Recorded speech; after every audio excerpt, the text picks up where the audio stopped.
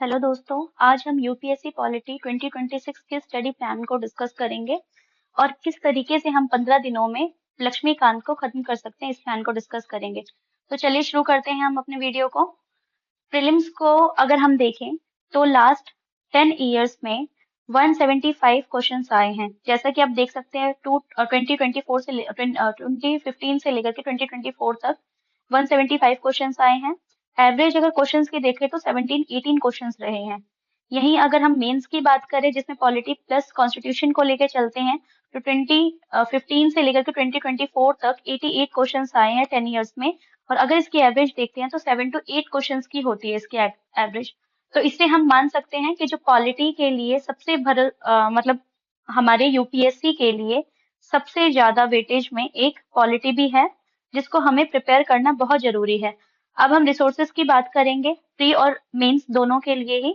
तो आवश्यक सामग्री जो है आपकी, एक तो भारतीय संविधान कार्यपालिका जो कि आपकी कक्षा 11वीं एनसीईआरटी है।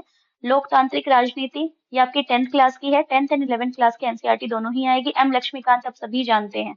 इसके अलावा अगर कोई रिलेटेबल की बात करें तो डीडी वासु को भी आप पढ़ सकते हैं। सुभाष कश्यप को भी कर सकते हैं।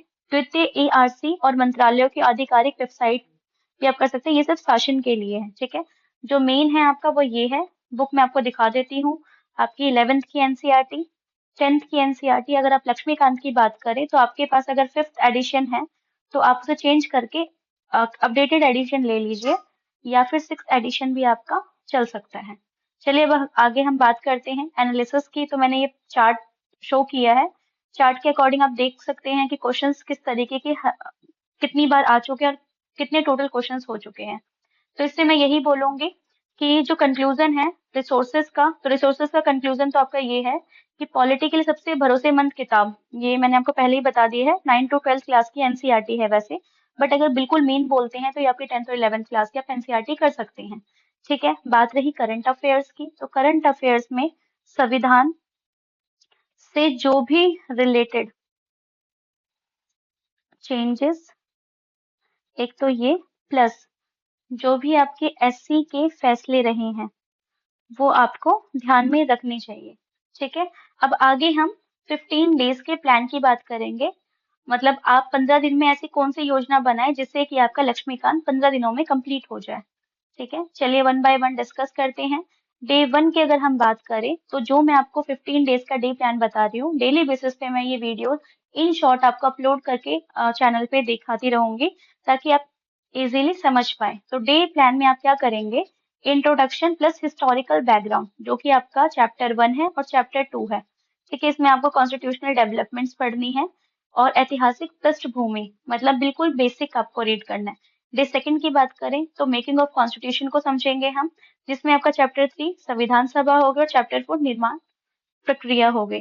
डे 3 की अगर हम बात करें तो आपका प्रियम्बल हो गया, यूनियन एंड इट्स टेरिटरी होगी, जिसमें आपको चैप्टर 5 एंड चैप्टर 6 कवर करना होगा, प्रस्तावना और संघ और उसके क्षेत्र। डे 4 की बात करें तो सिटीजनशिप एंड फंडामेंटल राइट्स, जिसमें आपको चैप्टर 7 एंड चैप्टर 8 कवर करना होगा, नागरिकता और मौलिक अधिकार। डीपीएसपी और फंडामेंटल ड्यूटीज, मतलब डे 5 में आपको चैप्टर 9 एंड 10। अब आगे हमारा डे 6 है, जिसमें आपको चैप्टर 11 एंड चैप्टर 12 को आपको कंप्लीट करना होगा।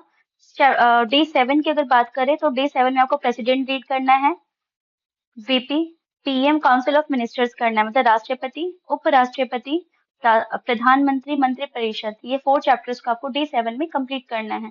वहीं हम पार्लियामेंट को, पूरे पार्लियामेंट करने के लिए डे 8 में आपको चैप्टर 17, 18, 19, 20, इससे आपका पूरा पार्लियामेंट कंप्लीट हो जाएगा।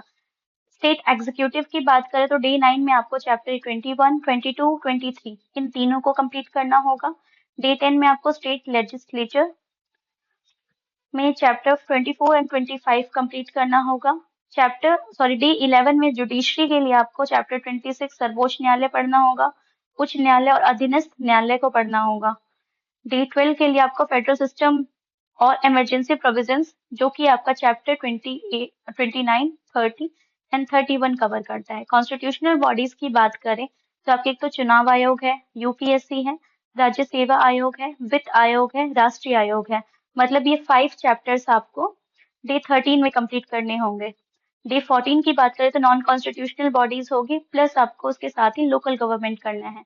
जैसे 37 में आपको योजना आयोग, नीति आयोग करना है। वहीं 38 में CAG, 39 में पंचायती राज में आपके बहुत सारे इंपॉर्टेंट केसेस आ जाते हैं, वो करने होंगे। वहीं चैप्टर 40 में नगर निकाय आपको करना है। मिसलेनियस हो गया और रिवीजन होगी तो आप डे 15 में कर सकते हैं, जैसे अध्ययन, नागरिक समाज, अधिकार, मुद्दे, अनुसूचियां, महत्वपूर्ण परिशिष्ट शिष्ट और प्रीवियस ईयर क्वेश्चंस को आप रिवीजन कर सकते हैं। ठीक है।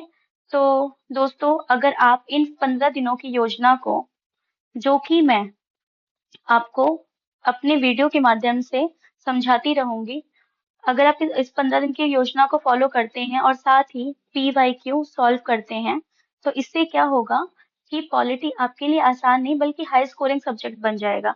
तो मेरा तो यही कहना है, जो मैंने आपको प्लान बताया है, आपको मेहनत ना करनी पड़े इसके लिए बताया है, और मैं इतना समझ के चलती हूँ कि आपने इतना टाइम लिया है तो जरूर फॉलो करेंगे। और इसी तरीके की स्मार्ट स्ट्रैटेजी को पाने के लिए इस चैनल को सब्सक्राइब करना ना भूलिए। Thank you so much.